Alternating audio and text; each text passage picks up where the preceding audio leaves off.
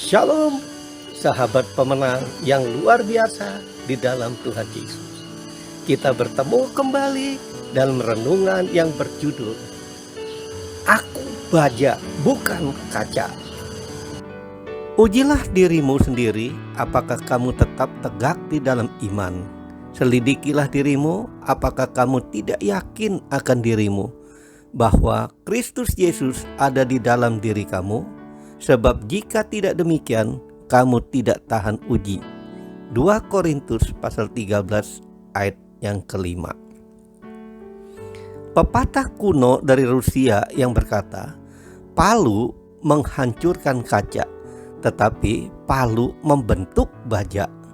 Artinya, kaca memiliki sifat rentan, mudah retak, pecah, dan hancur bila terkena benturan. Sebaliknya, baja memiliki sifat kuat, kokoh, dan tidak mudah pecah. Jika Anda memiliki jiwa yang rapuh seperti kaca, maka ketika masalah menghantam, Anda akan mudah hancur dengan penuh kekecewaan hidup. Anda mudah tersinggung, mudah marah, tawar hati, sakit hati saat Anda berhubungan dengan orang lain.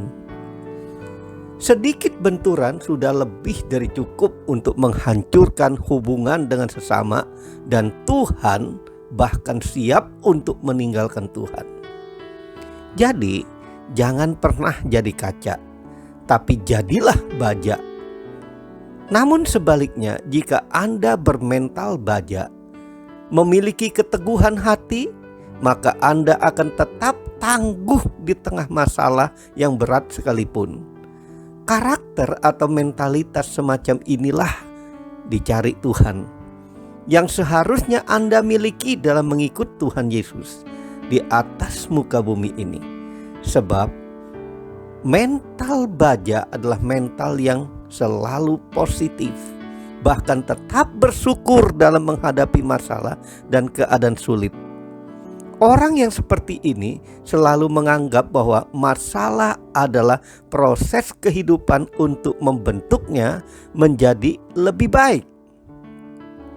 Memiliki mental sekeras baja, siapa yang tidak butuh mental sekeras baja dalam menghadapi dunia yang sangat sulit seperti sekarang ini? Penyakit menular mengancam setiap saat. Setiap orang harus menerapkan protokol kesehatan dalam kehidupan kenormalan baru ini. Sehingga mengakibatkan kondisi ekonomi susah, ada banyak usaha gulung tikar, daya beli merosot, harga barang terus naik, semakin lama semakin tidak terkejar oleh pendapatan.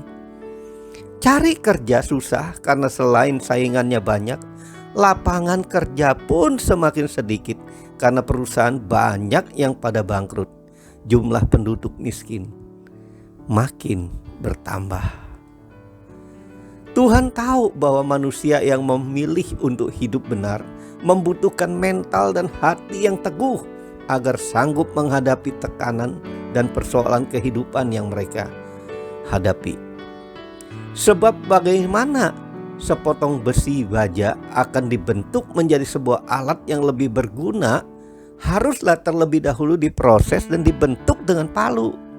Setiap pukulan itu sangat menyakitkan.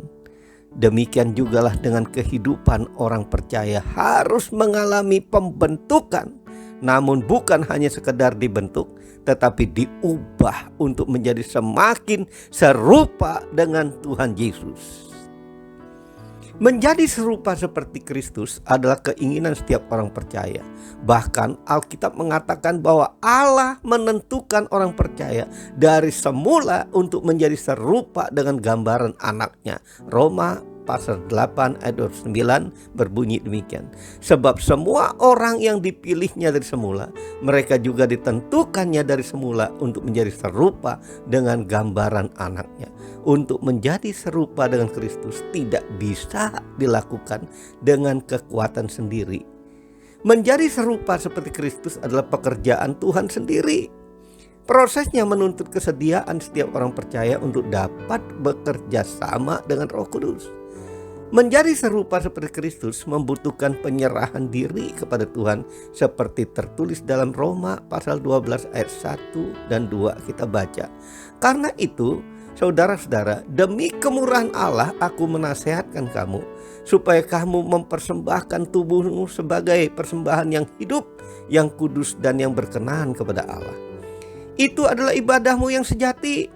Janganlah kamu menjadi serupa dengan dunia ini, tetapi berubahlah oleh pembaharuan budimu, sehingga kamu dapat membedakan manakah kehendak Allah, apa yang baik, yang berkenan kepada Allah, dan yang sempurna.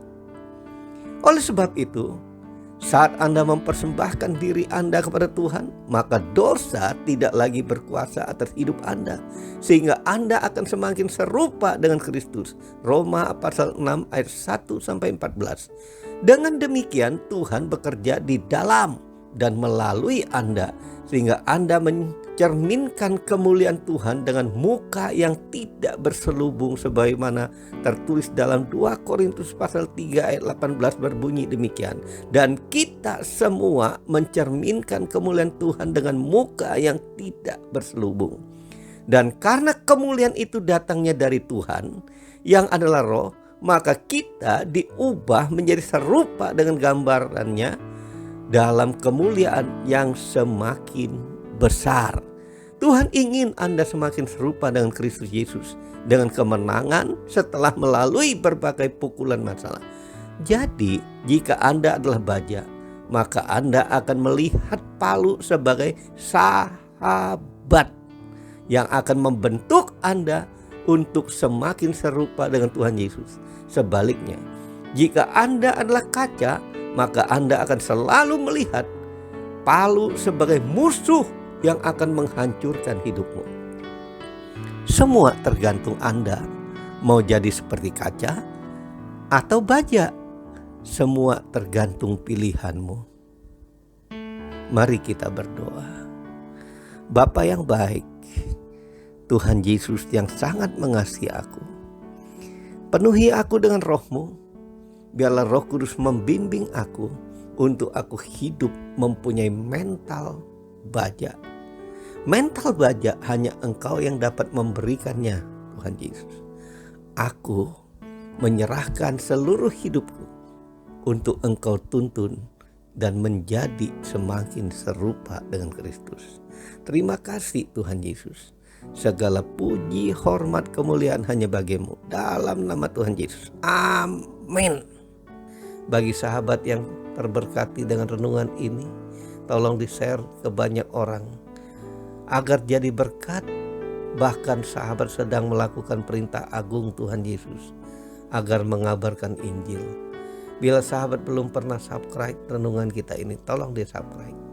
Bila sahabat sudah pernah subscribe renungan kita, tolong di-like dan share saja. Salam dari saya, Pendeta Immanuel dan tim.